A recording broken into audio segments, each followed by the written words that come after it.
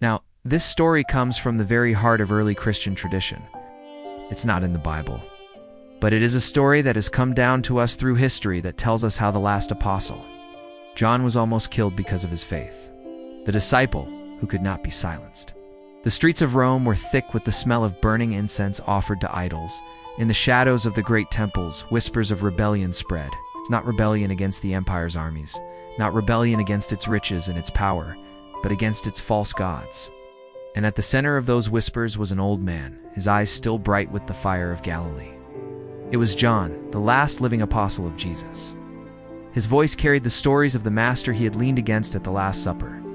He spoke of a love that could not die, of a king, not of this world, of a cross that had conquered the world's sin.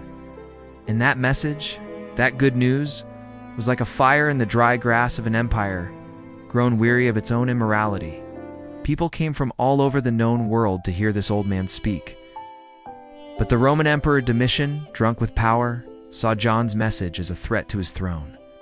So one day John was seized by Roman guards and dragged before the crowd at the great amphitheater. They shouted and jeered and threw rotten fruit as he was brought to the floor of the arena. And Domitian's command was simple: silence him forever. The sentence was death. The method was the most cruel that the Roman Empire could devise: death by boiling oil. The executioners heated the cauldron until it hissed and bubbled. The crowd roared with anticipation. John was bound and lowered into the vat. But then silence fell. The oil did not scald his skin. The flames did not consume him. He stood there, unharmed, his voice steady. My Lord lives, and so shall I, until he calls me home. You can almost hear the gasp of the crowd. You can see the fear and the uncertainty on the faces of the soldiers. And you can imagine the rage of the emperor. This was supposed to be a public spectacle. This was supposed to be a show of power and intimidation. Here this old man was just quoting his scriptures, undisturbed by the flames, unharmed by the heat. And it must have been at that moment, even amid the roar of the crowd, that John knew two things. One, that his life was still in danger. And second, that he had an audience.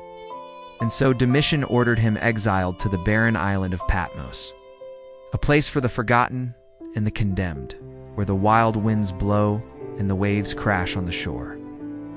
There John wrote the words that would become the book of Revelation. But later, when Domitian died, John was freed, frail but unbroken. He returned to Ephesus, where the believers welcomed him as a living witness to Christ's power.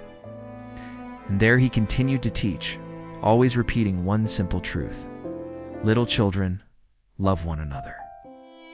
At last, when his days were full and his work complete, John closed his eyes. And so the last apostle went home. The end.